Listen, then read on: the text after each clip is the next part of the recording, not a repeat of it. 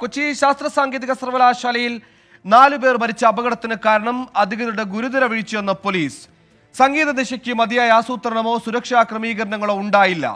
പരിധിയിലധികം ആളുകളെ അനുവദിച്ചെന്നും Thrikkakara ACP PV baby ഹൈക്കോടതിയിൽ സമർപ്പിച്ച റിപ്പോർട്ടിൽ പറയുന്നു.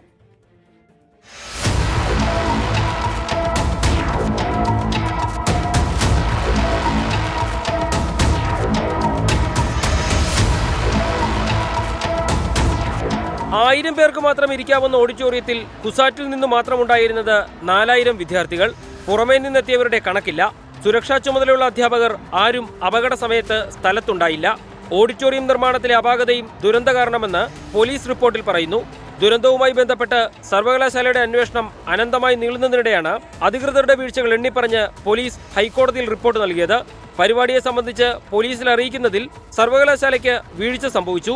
80-ലധികം സെക്യൂരിറ്റി ജീവനക്കാരുള്ള സർവകലാശാല പരിപാടിക്ക് സുരക്ഷ ഒരുക്കാൻ വേണ്ടത്ര ജീവനക്കാരെ നിയോഗിച്ചില്ലെന്നും പോലീസിന്റെ റിപ്പോർട്ടിൽ പറയുന്നു.